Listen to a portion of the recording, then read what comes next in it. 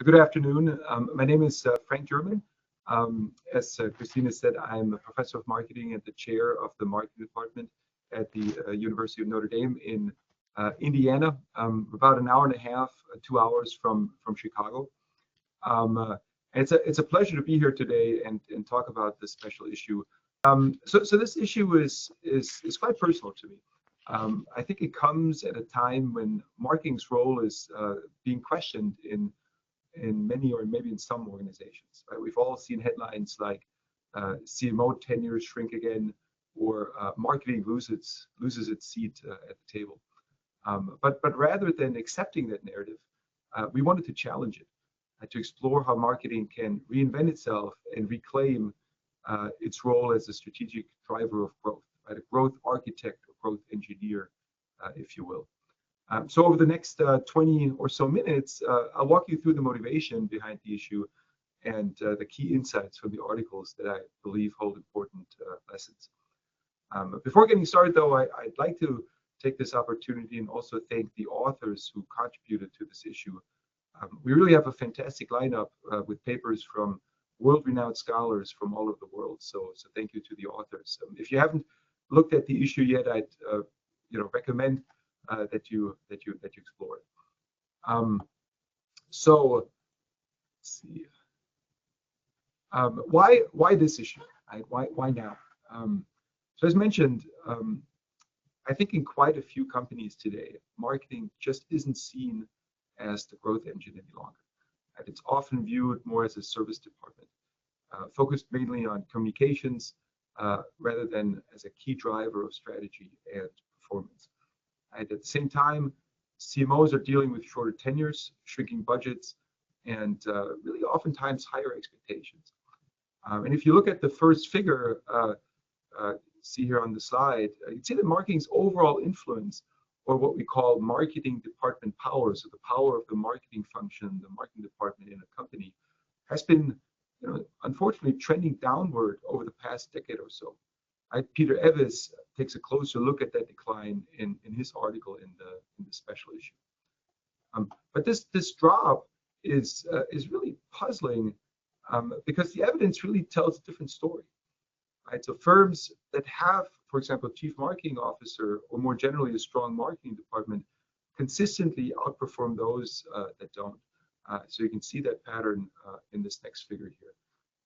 The data here are a bit older, but the effect has been confirmed in several replications and really still holds today. So this is a study we published in the Journal of Marketing, but it's also picked up by the Harvard Business Review at the time, and they reported that companies that have a CMO on average do, I think they said, 18% better than companies that don't have a CMO.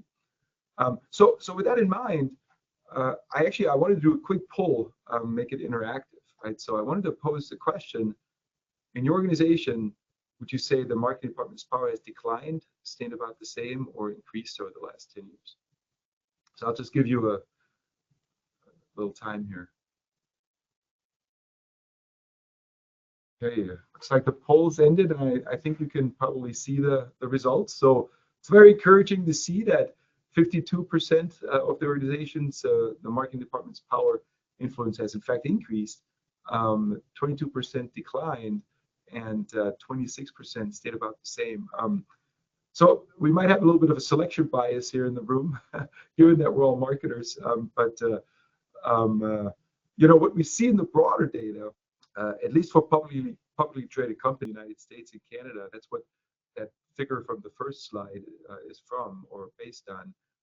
Marketing's voice has, on average, become quieter. Right? Its power within firms has slipped a bit.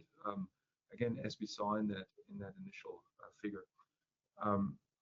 However, I would argue that the environment we operate in today, right, is defined by digital disruption, rapid technological change, shifting social expectation, and of course the rise of AI. It actually demands more marketing leadership, right?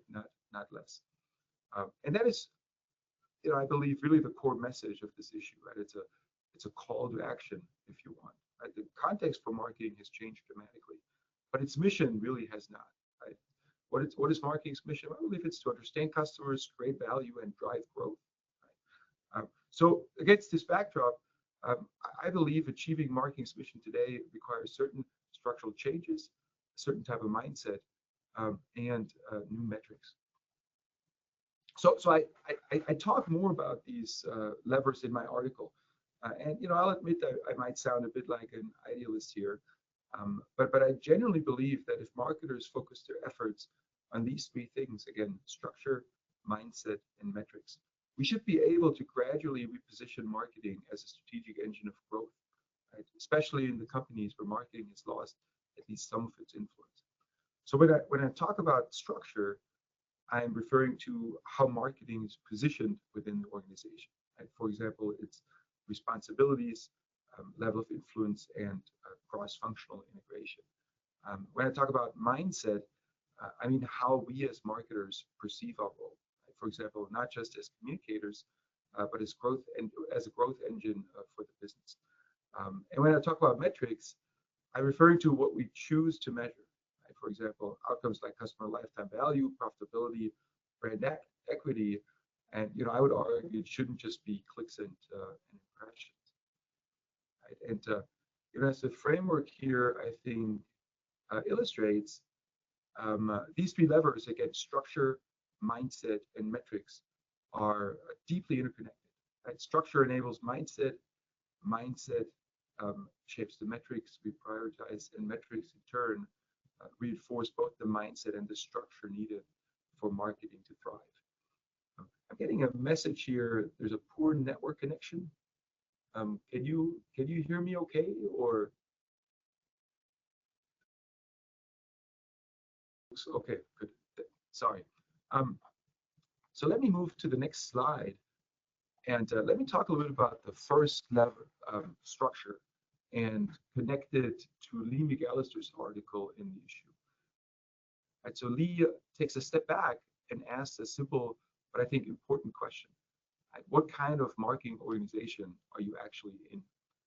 So the taxonomy that she reports identifies three types: right? The growth champions, marcom leaders, and service providers. This work is actually based on a paper Lee and I co-authored with several colleagues, and I'd like to share just a bit of the background behind it. So I'm going to go off on a bit of a tangent here, so please bear with me. But in our introduction to marketing classes, what we teach at universities worldwide, we usually rely on the marketing management framework as the guiding structure of the class. Move to the next slide here. So you can see the framework here on the left, right? So in a nutshell, what we teach our students is that marketing begins with a situational analysis, right? Understanding the company, the marketplace, and customer needs. It's often captured by the 5 C's that you can see here, right? Company, customers, competitors, collaborators, and context. Right? From there, then marketers move to strategy, which is the STP piece, right? Segmentation, targeting, and positioning.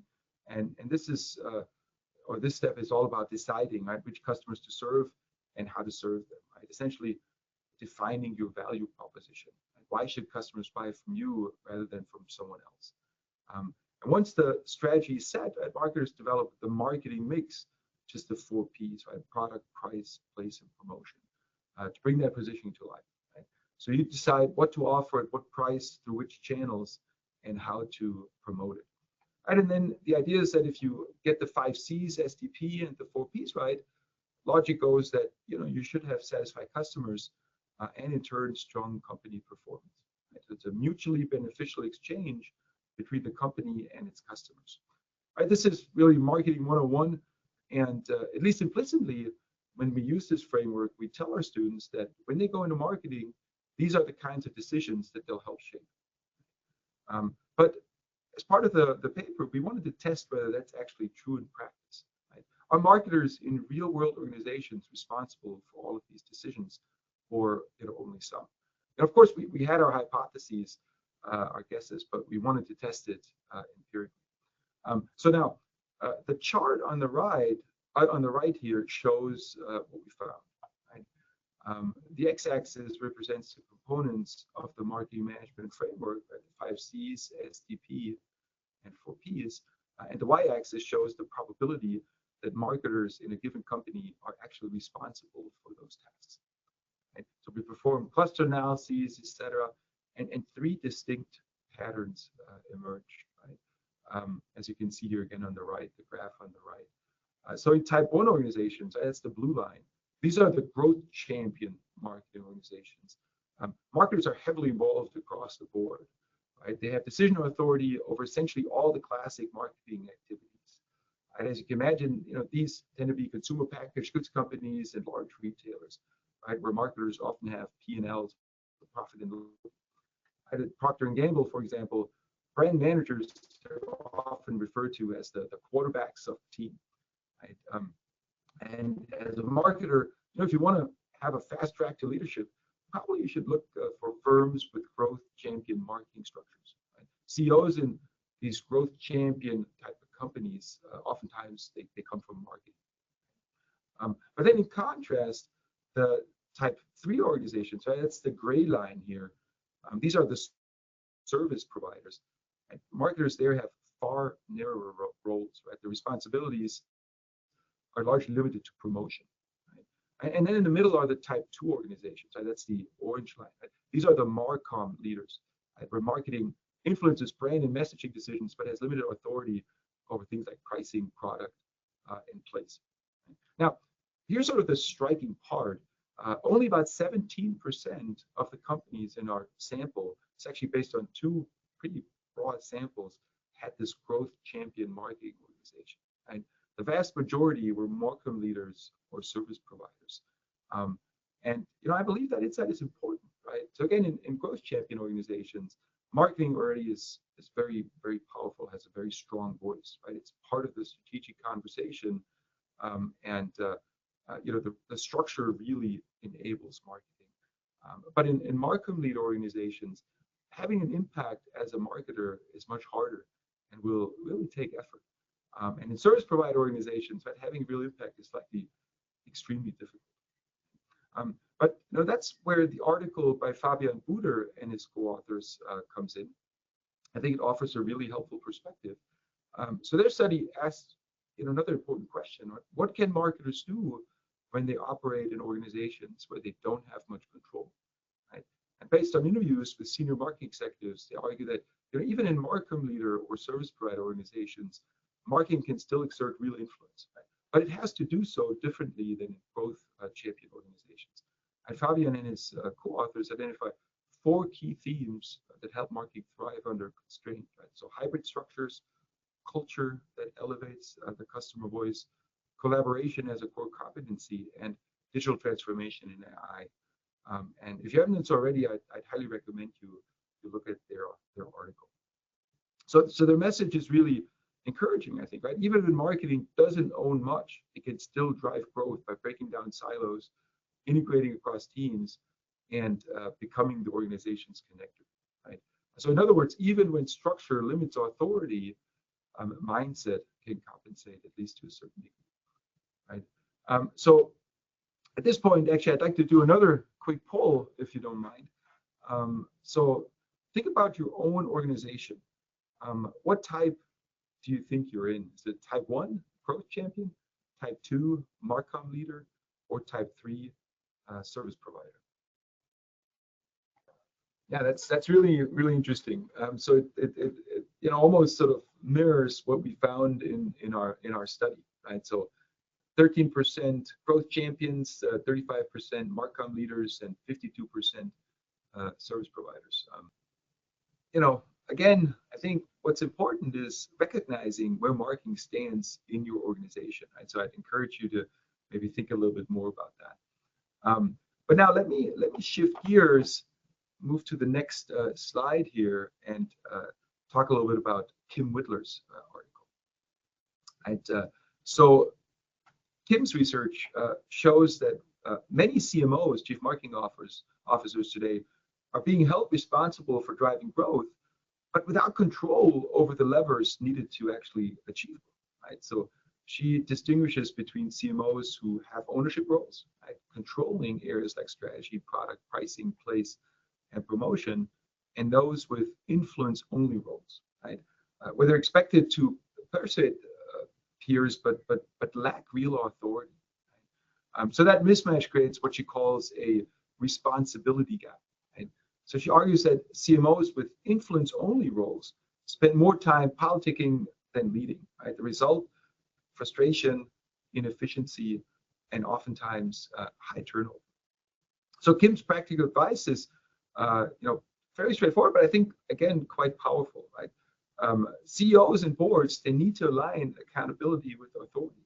Right? If CMOs are measured by growth outcomes or on growth outcomes, they must have ownership of the mechanisms that drive growth. Right? And CMOs themselves, they should really advocate for structures that empower them to deliver on their mandate. Right? It's about aligning expectations with empowerment. Right? Again, I think this is a crucial step in the broader journey that we're discussing here today. Right? In management research, upper echelons theory says that if you want to understand why firms behave the way they do, look at who's running them. Right? Organizations are usually a reflection of their top leaders, right? Their values, experiences, and decision authority. CMOs are supposed to be part of that top team, but oftentimes they're not, and they don't have the power they need to have to succeed. Right? So how can you be responsible for growth if your authority extends only to promotion? Right? It's a very, very difficult position, and again, I believe it's a big reason for the highest CMO turnover that we're seeing. And again, that's why I think Kim's message is so important. Right? CMOs, they need to have an honest conversation with their CEOs and boards about what they can and cannot influence, right? Given the structure they operate in. Right? Those discussions might not be easy, but I think they're essential. Right? If you make the CMO again responsible for growth, you need to empower them. Right? You can only measure them on what they control. Right? This is again where the metrics, I believe, come.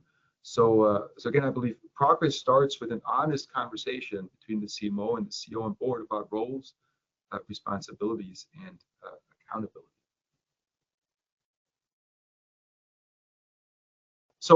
So far, I focused primarily on structure, right, and only briefly touched on mindset. Again, mindset, what I mean by that is, how we as marketers think about our role and responsibility. I've already mentioned the article by Buder et al., but I also wanted to highlight Kevin Hartman's article, The AI-Enabled Marketer, which I think offers another powerful, in many ways, actually complementary perspective on how marketing mindset must evolve. Right? In fact, it aligns with the Buder et al. Article in its focus on AI. Let me move to the next slide here. So in a nutshell, Kevin Hartman's central argument is that the next step for marketing is to champion AI across the organization. Right? We are in many ways at a tectonic shift right now. Right? AI is the new frontier, right? And I believe it offers marketers a once-in-a-generation opportunity to defend or gain a seat at the strategy table.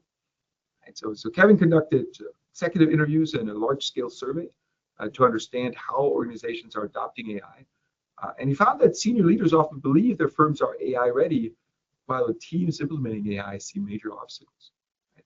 He argues that this disconnect, what he calls the AI readiness gap, prevents firms from fully embedding AI into their operations. Right? But for marketing, right, that gap represents a real opportunity. Right?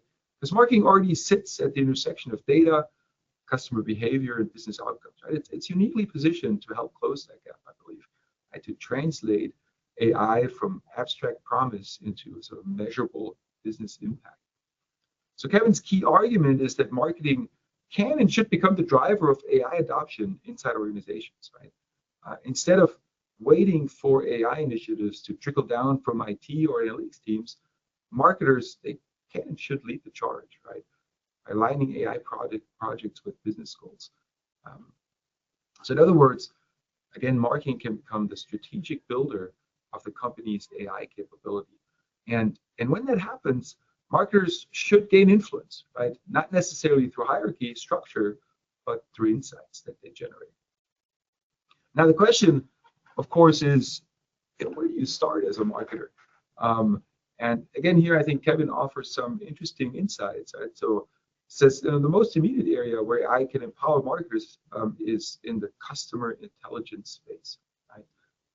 So, for example, through AI-driven analytics, marketers can detect early signals in customer sentiment that reveal shifts in demand, and then marketers can work closely with R&D to develop new products, right? Or by analyzing price sensitivity in real time, marketers can provide the data for dynamic pricing and inventory planning. So marketing, in effect, can become the organization's radar, right? Continuously scanning the environment, interpreting what's changing, and turning those insights into strategic direction. Right? So it goes back to the situational analysis in the marketing management framework, right? The 5 C's.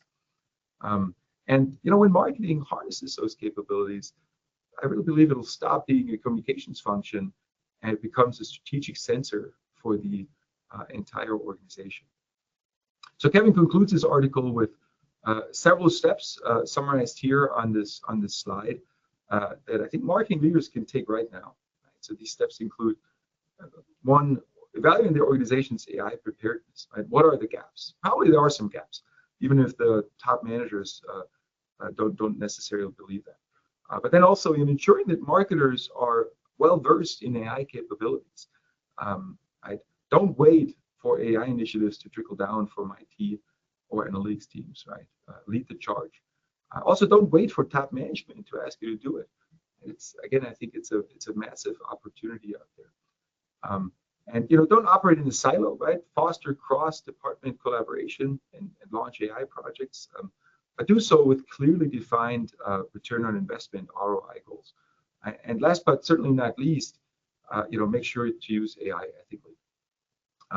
So again, I think Kevin's article reminds us that marketing's comeback won't be granted by others, right? But it'll be learned, right, through leadership in the areas that define the future of marketing and business. So this brings me to my last and final slide, and sort of the key takeaways I hope you'll leave with today. So first, I would encourage you to really diagnose your marketing organization type and align your strategy accordingly. Right? If you're not part of a growth champion organization, you'll need to work harder to build credibility, expand influence, and demonstrate how marketing contributes to long-term value creation. And second, assess where your CMO's control or assess what your CMO's control over key areas is, and work to close any gaps in responsibility. Right? If you're the CMO, have that conversation with your CEO and board. What can you realistically be held accountable for, right? Based on the authority that you currently have. And if you're not the CMO, I encourage you to talk to them and encourage them to initiate that dialogue, right? That conversation.